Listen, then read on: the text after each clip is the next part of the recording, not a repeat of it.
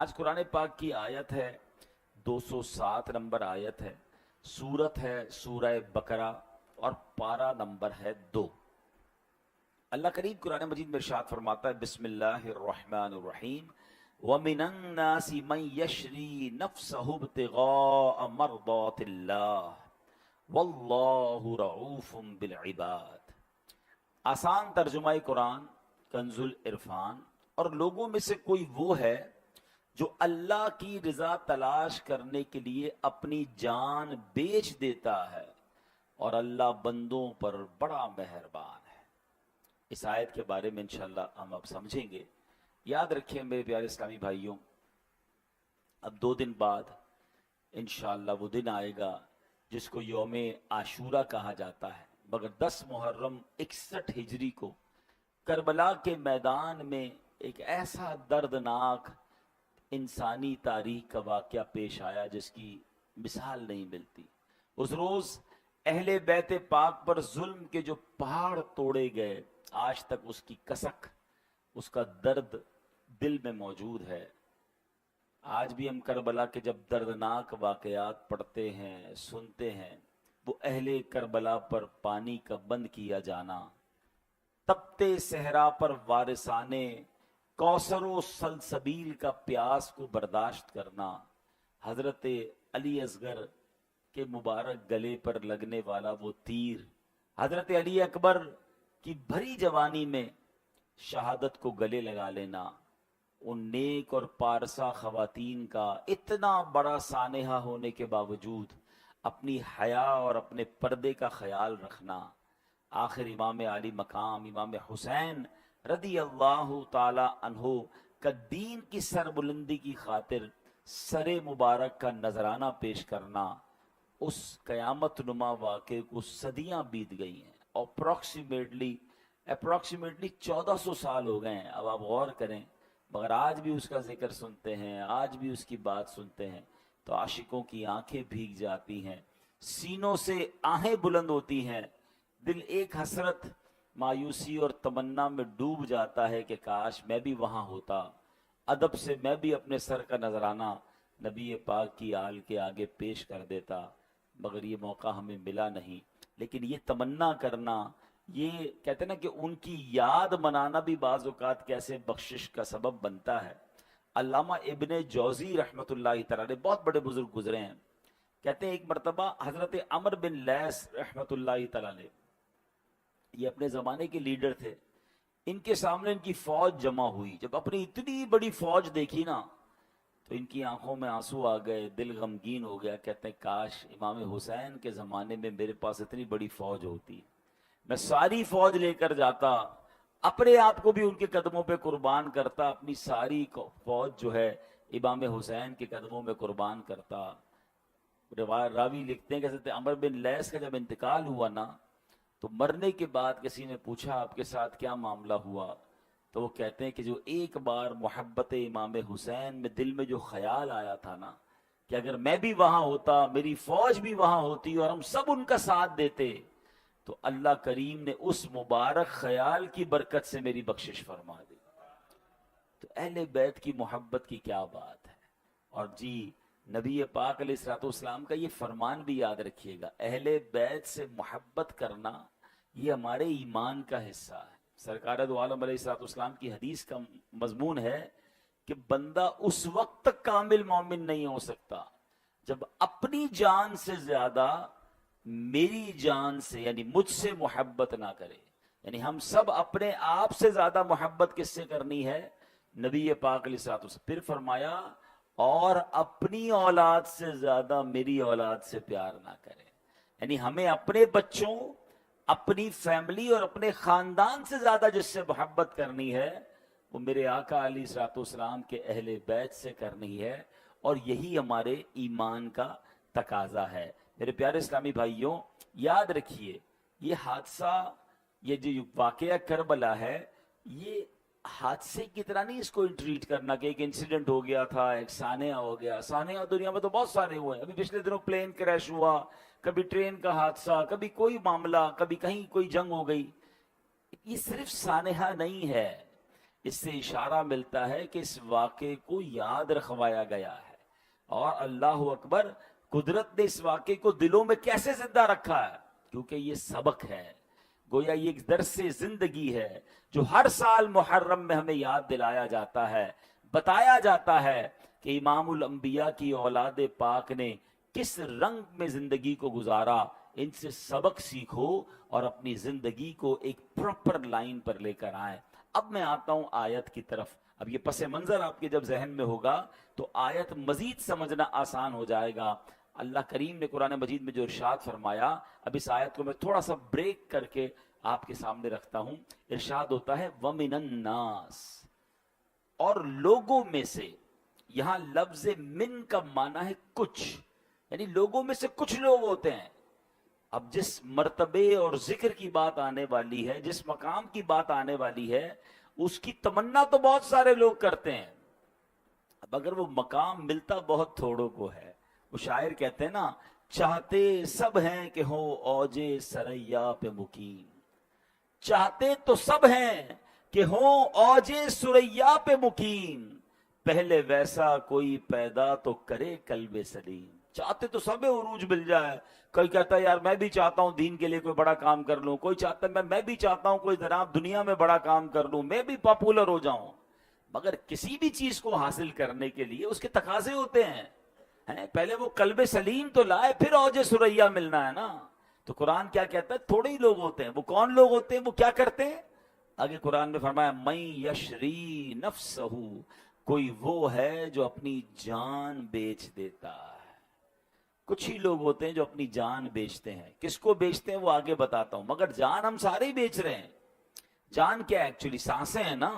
کوئی سانسیں فضول کام میں خرچ کر رہا ہے، کوئی سانسیں دنیا کمانے میں خرچ کر رہا ہے، کوئی اپنی سانسیں حرام کام میں خرچ کر رہا ہے، کوئی اپنی سانسیں ضائع کر رہا ہے غلط کاموں کے اندر، اور کچھ لوگ وہ ہیں جو اپنی جانیں کہاں بیچتے ہیں؟ قرآن کہتا ہے ابتغاء مرضات اللہ، اللہ کی رضا تلاش کرنے کے لیے بیچ دیتے ہیں۔ اللہ اکبر، یہ اپنی جانیں بیچ دیتے ہیں، مقصد کیا ہوتا ہے؟ اس کا ریزن کیا ہے؟ آگے قرآن کہتا ہے واللہ رؤوف بالعباد، اور اللہ بندوں پر بڑا مہربان ہے۔ اے میرے پیارے اسلامی بھائیوں، امام عالی مقام امام حسین رضی اللہ تعالیٰ عنہ کا ویژن کیا تھا، سوچ اور مقصد جو اس پورے واقعے کے پیچھے کام کر رہا تھا؟ اللہ اکبر، مولانا حسن رضا خان صاحب نے یہ پوری بات، یہ ویژن ایک شعر میں سمجھایا۔ وہ کہتے ہیں مصطفیٰ بائے خریدار اس کا اللہ مشتری، خوب چاندی کر رہا ہے کاروان اہل بیت۔ اللہ اکبر۔ ایک اور جگہ کیا خوبصورت بات مولانا حسن رضا خان صاحب لکھتے ہیں، کس مزے کی لذتیں ہیں آب تیغ یار میں، خاک و خوں میں لوٹتے ہیں تشتگانے اہل بیت۔ دولتیں دیدار پائی پاک جانے بیچ کر، کربلا میں خوب ہی چمکی دکانیں اہل بیت۔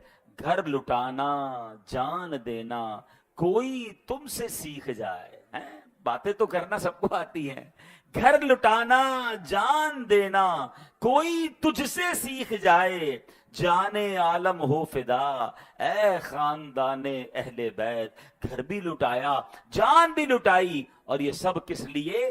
دین متین کی سر بلندی کے لیے۔ تو سبحان اللہ، اب یہ واقعہ کربلا کا جو ابتدائی مقصد تھا، جو اہم مقصد تھا، وہ کیا تھا؟ جو قرآن کی اس آیت کا جز ہے، ابتغاء مرضات اللہ، اللہ کی رضا تلاش کرنے کے لیے، اپنے رب کو راضی کرنے کے لیے۔ آپ کو معلوم ہے امام علی مقام کو باقاعدہ صحابہ کرام نے روکا تھا، آپ نہ جائیں۔ ایک تو بچپن میں مشہور تھا، مدینہ منورہ میں بہت سارے صحابہ کرام کو معلوم تھا، خود نبی پاک کو معلوم تھا، بلکہ امام حسین کو معلوم تھا کہ آپ شہید ہو جائیں گے، مگر جب مدینے سے کربلا جانے کا وقت آیا تو اس وقت بھی کئی صحابہ کرام نے روکا کہ آپ مت جائیے، کوفہ جانے کا وقت ہے، کہا کوفہ والے وفا نہیں کرتے، حضور آپ نہ جائیں. اور صحابہ کرام کو یہی خوف تھا کہ یہ کہیں وہی وقت تو نہیں کہ جس میں ان کو شہید ہونا ہے اور اسی سفر میں یہ شہید نہ کر دیے جائیں. اللہ اکبر. امام حسین کے دو جواب ہوا کرتے تھے. ایک بات بہت کلیئرلی سن لیجئے، انفارچونیٹلی سوشل میڈیا کی وجہ سے اب ایسے لوگ بھی آ گئے معاذ اللہ جو اس عظیم واقعے کو، اس عظیم قربانی کو دوسرا رنگ دیتے ہیں کہ نہیں جناب یہ تو اقتدار کی جنگ تھی، معاذ اللہ امام حسین کو جناب حکومت چاہیے تھی. استغفر اللہ، یہ بہت بڑا الزام ہے. امام حسین تو پہلے ہی جس کو کہیں بادشاہوں والی لائف تھی ان کی، ہر بندہ آپ سے محبت کرتا تھا، بڑے بڑے حکمران آ کر آپ کو وظائف پیش کرتے تھے اور نبی پاک کے مدینے میں رہ رہے تھے. ان کو کیا ضرورت تھا مدینہ چھوڑ کر کربلا جانے کا یا کوفہ جانے کا. جناب امام حسین کہا کرتے کہ مجھے کوفہ والوں نے خط لکھے ہیں، وہ مجھے بار بار یہ خط لکھ کر بلا رہے ہیں کہ یا امام آپ تشریف لائیے، ہم یزید کی بیعت نہیں کرنا چاہتے، آپ آ جائیں، ہم آپ کی بیعت کرنا چاہتے ہیں. امام حسین فرمایا کرتے اگر آج میں کوفہ نہ گیا تو یہ کوفہ والے قیامت کے دن اللہ کی بارگاہ میں عرض کریں گے مولا ہم تو یزید کی بیعت نہیں کرنا چاہتے تھے، ہم تو امام حسین کو بلاتے رہے، وہ تشریف نہ لائے، ہم ان کی بیعت نہ کر سکے. یہ دینی ذمہ داری تھی، یہ ان کا درد تھا جو امام حسین وہاں پر گئے. تو یاد رکھیے آپ جنگ لڑنے نہیں، آپ اقتدار لینے نہیں، آپ تو اسلام کی دعوت اور نیکی کی دعوت دینے گئے تھے. ارے کوئی لڑائی کرنے اپنے بیوی بچوں کو لے کر جاتا ہے، کوئی 6 مہینے کے علی اصغر رضی اللہ عنہ کو لے کر جاتا ہے. آپ تو دعوت پر گئے تھے، بلاوے پر گئے تھے. اچھا جب صحابہ کرام آپ کو انٹرسیپٹ کر رہے تھے نا کہ نہ جائیں، آپ نہ جائیں، وہاں معاملات اچھے نہیں ہیں، تو امام حسین نے اپنا ایک نمائندہ بھیجا حضرت مسلم بن عقیل رضی اللہ عنہ جو آپ کے کزن بھی تھے کہ آپ جا کر پہلے حالات دیکھیں. اب اللہ کی شان دیکھیں، جب وہ وہاں پہنچے تو کوفہ والوں نے ہزاروں کی تعداد میں آپ کی بیعت کرنا شروع کر دی. ایوریبڈی کم اینڈ جوائن ہم. آپ تو بہت خوش ہوئے کہ اتنی عزت دے رہے ہیں، سارے یزید کے خلاف ہیں، سارے امام حسین کے چاہنے والے ہیں. تو انہوں نے امام حسین کو لیٹر لکھ دیا کہ حضور اب آپ آ جائیں کوفہ، یہاں تو معاملہ بڑا اچھا ہے. مگر وہاں خط لکھنا تھا اور یہاں کوفیوں نے بے وفائی کرنا شروع کی. اب ابن زیاد نے ان کوفہ والوں کو ڈرایا کہ یہ تم کیا کر رہے ہو، اگر تم نے یزید کے خلاف جانا شروع کیا تو میں تمہیں تباہ کر دوں گا، تمہاری پراپرٹی ضبط کر لوں گا، تمہارے لوگوں کو قتل کر دوں گا. ایک ایک کر کے لوگ دور ہوتے گئے. اور وہ تاریخی نماز جب حضرت مسلم بن عقیل نے کوفہ کی جامع مسجد میں جماعت کروائی تو آپ کے پیچھے 500 نمازی تھے، اور جب سلام پھیرا تو پیچھے ایک بھی بندہ باقی نہیں بچا تھا. حضرت مسلم بن عقیل کے پاس کوئی نہیں تھا، مگر آپ کے وہ تاریخی جملے تھے. آپ کہتے ہیں مجھے اپنی جان کی پرواہ نہیں ہے، مجھے امام حسین کی فکر ہے کہ میرا خط لکھنے کی وجہ سے وہ مدینہ منورہ سے مکہ اور اب مکہ سے کوفہ کے لیے روانہ ہو چکے ہوں گے. بہرحال صحابہ کرام پھر بھی روکتے رہے. تو امام حسین کا تاریخی جواب سنیے گا. آپ فرماتے ہیں کہ مجھے خواب میں میرے نانا جان کی زیارت ہوئی ہے اور میرے آقا نے مجھے ایک ذمہ داری سونپی ہے، میں یہ ذمہ داری ضرور نبھاؤں گا. تو پوچھنے پر عرض کیا کہ حضور وہ خواب میں کیا ذمہ داری دی گئی ہے؟ تو حضرت امام حسین فرماتے ہیں یہ وہ راز ہے جو میں جیتے جی کسی کو نہیں بتاؤں گا. اللہ کی رضا تھی، اسلام کی ایک عظیم ذمہ داری تھی. they know very well، ان سب کو پتا تھا کہ ہم نے اس سفر میں شہید ہونا ہے، مگر یہ شہادت کا سفر تھا، یہ قربانی کا سفر تھا، یہ نبی پاک کے گویا حکم کو نبھانے کا اور اس فریضے کو ادا کرنے کا یہ سفر تھا.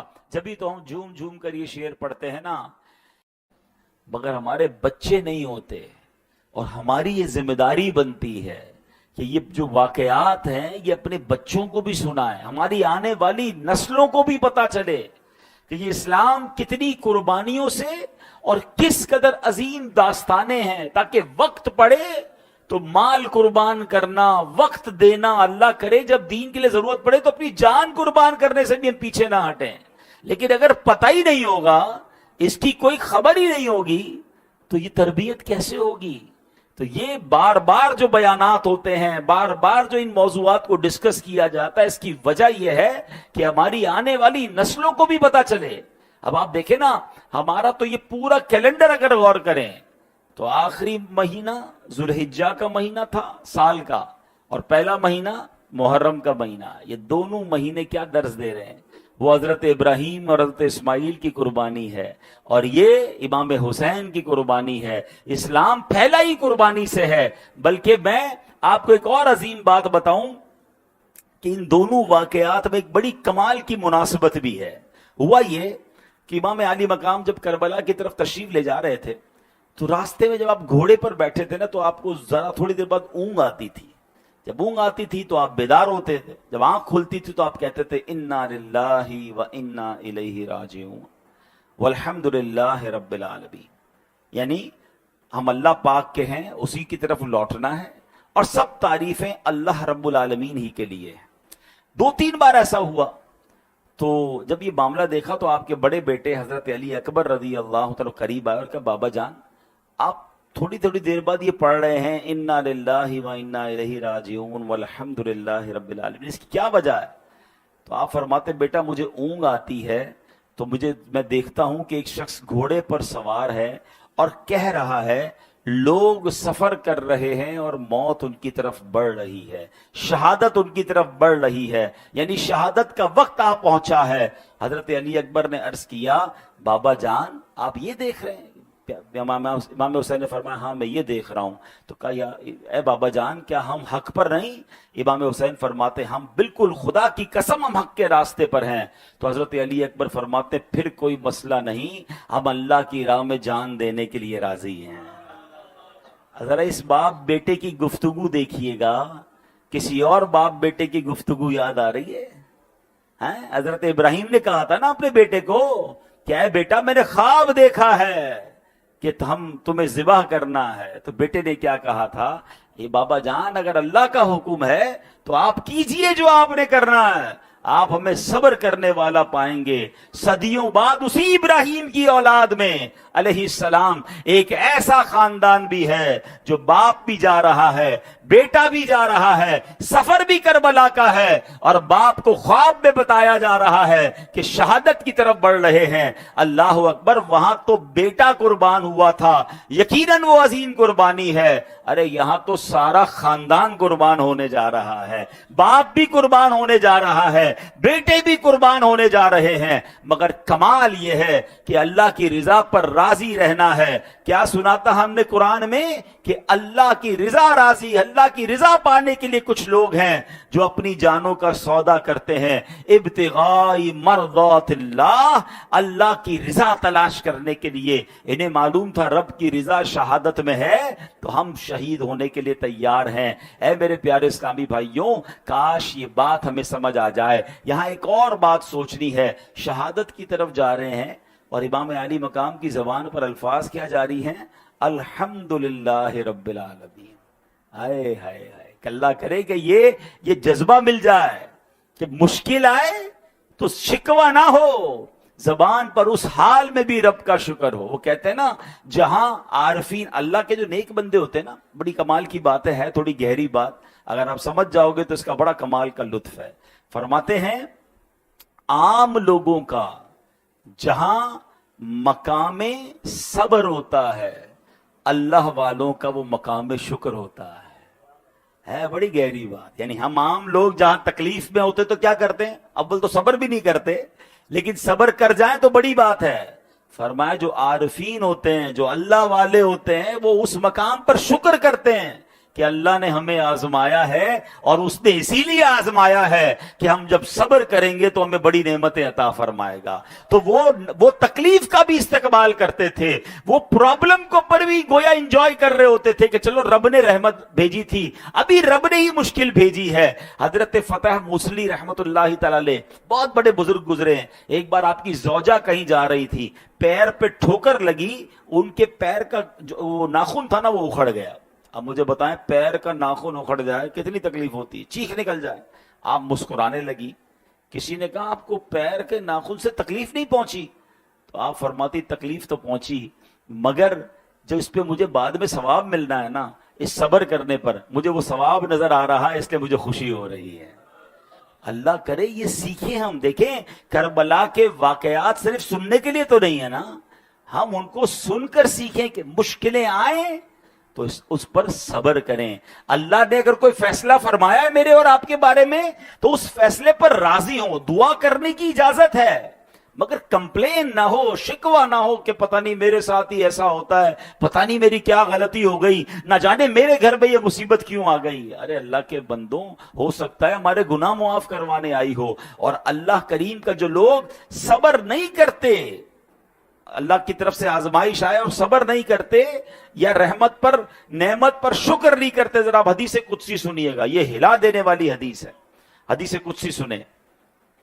اللہ پاک فرماتا ہے میں ہی اللہ ہوں, میرے سوا کوئی عبادت کے لائق نہیں, پس جو میری دی ہوئی مصیبت پر صبر نہ کرے, میری نعمتوں کا شکر ادا نہ کرے, میری تقدیر پر راضی نہ ہو, اسے چاہیے کہ میرے سوا کوئی اور رب تلاش کر لے. اب بتائیے کیسا جھنجھوڑنے والا کلام ہے کہ بندہ اللہ پاک کی تقدیر پر, اس کے فیصلوں پر جو راضی نہیں رہتا, اسے گویا دھتکارا جا رہا ہے. فرمایا جا رہا ہے کہ وہ بندہ کہلانے کا ہی حقدار نہیں ہے, اصل میں بندہ ہی وہی ہے جو اللہ کے فیصلوں پر راضی رہتا ہے. آپ سنیے, نبی پاک علیہ الصلوۃ والسلام نے فرمایا ذاق طعم الایمان من رضی باللہ ربا وبالاسلام دینا وبمحمد نبیا. آقا فرماتے ہیں جو اللہ پاک کے رب ہونے, اسلام کے دین ہونے اور محمد صلی اللہ تعالی علیہ وسلم کے نبی ہونے پر راضی ہو گیا, اس نے ایمان کی حلاوت کو پا لیا. اب اللہ کے رب ہونے پر راضی ہونے کا مطلب کیا ہے؟ ہم کہتے تو اللہ رب ہے, بھائی جب رب مانا ہے, مالک مانا ہے, تو مالک کے فیصلے بھی تو مانو نا. ہے اللہ کو مالک بھی ماننا ہے اور اس کے فیصلے بھی نہیں ماننے ہیں. اس نے اگر ہمارے لیے کوئی ڈیسیشن لیا ہے تو اس ڈیسیشن پر اعتراض ہے کیا؟ دیکھیں, مجھے اور آپ کو یہ ماننا ہوگا کہ میرا رب ہم پر سب سے زیادہ مہربان ہے. کائنات میں اگر سب سے زیادہ مجھ پر اور آپ پر کوئی مہربان ذات ہے تو وہ میرے رب کی ذات ہے. کیونکہ اگر ہم دیکھیں تو دنیا میں ماں ہے, سب سے زیادہ پیار کون کرتی ہے؟ ماں. اس ماں کے دل میں ممتا ڈالنے والا کون ہے؟ وہ میرا رب ہے. بچپن سے لے کر آج تک جس نے پالا, جس نے ہمیں کھلایا پلایا, سانسیں دی, عزت دی, دولت دی, یہ کون ہے؟ یہ رب ہے. جو اتنی محبت کرنے والا ہے, اگر اس نے کوئی مشکل بھیجی ہے, کبھی ماں ڈاکٹر کے پاس لے کر نہیں گئی تھی؟ انجیکشن نہیں لگوایا تھا ماں نے؟ تکلیف ہوئی تھی نا, روئے تھے ہم بچپن میں جب انجیکشن لگا تھا. آپ بچے کو ویکسینیشن کے لیے لے جاتے ہیں نا, چھوٹے بچے کو, کتنا روتا ہے. آپ اس کو انجیکشن لگا کے تکلیف کیوں پہنچا رہے ہیں؟ آپ تو پیار کرتے ہیں اس سے. تو آپ کیا کہتے ہیں؟ جناب پیار ہی یہی ہے, اگر اس کو انجیکشن نہیں لگائیں گے تو اس بچے پہ کوئی بیماری آ جائے گی, اس کو کوئی چوٹ لگ جائے تو ٹانکے لگواتے تھے نہیں لگواتے تھے؟ ہماری ماں والد سب لے جاتے تھے, حالانکہ دل میں وہ بھی رو رہے ہوتے تھے, مگر ہمیں وہ ٹانکے لگوائے انہوں نے. وائے کہ وہ ٹانکے لگوانا, وہ کٹ لگوانا, وہ انجیکشن لگانا, وہ دوائی پلانا, وہ کڑوی دوائی جو ہم نہیں پینا چاہتے تھے, زبردستی پلائی ہماری امی نے, ہمارے ابو نے. کیوں؟ کہ کڑوی دوائی ہے مگر اس کا رزلٹ اچھا ہے, اس میں صحت چھپی ہوئی ہے, اس میں راحت چھپی ہوئی ہے.